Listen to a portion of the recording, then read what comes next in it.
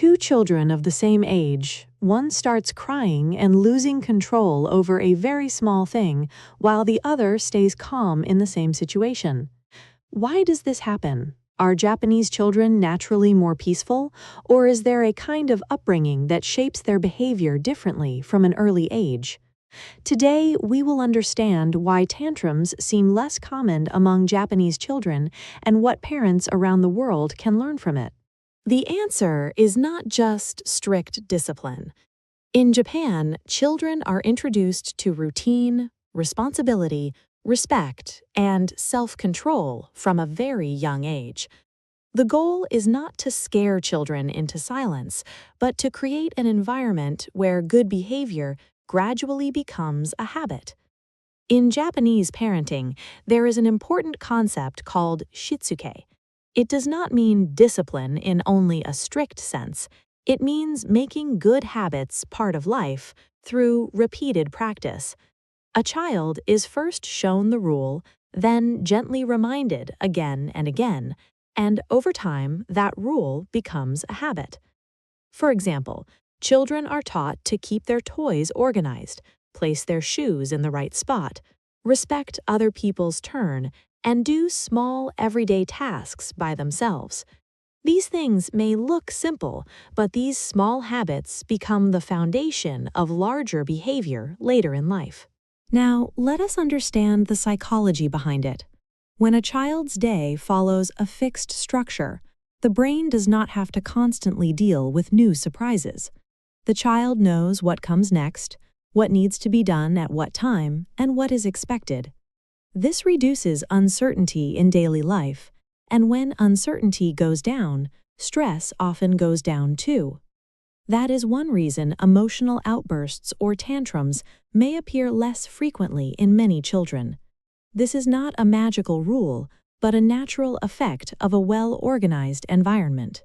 In Japanese parenting, not only the child's behavior matters, but the parent's behavior matters just as much.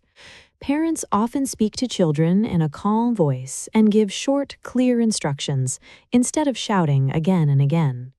When the home environment is calm, it becomes easier for children to regulate their own emotions as well.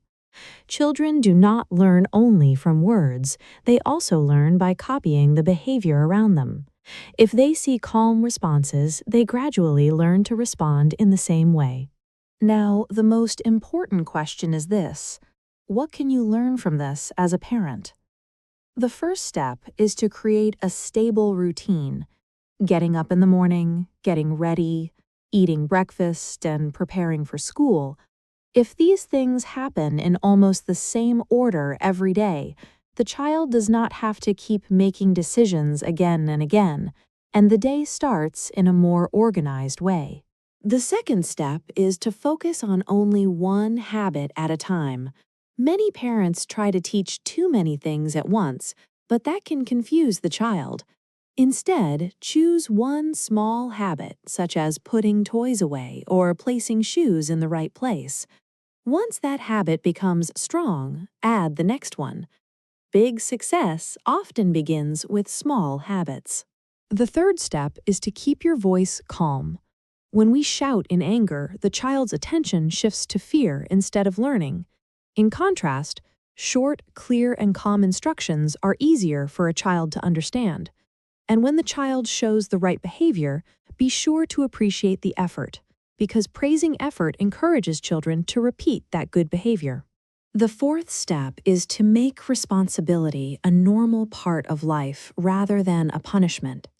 Putting away toys, organizing the school bag, and placing the plate after a meal should not feel like a punishment.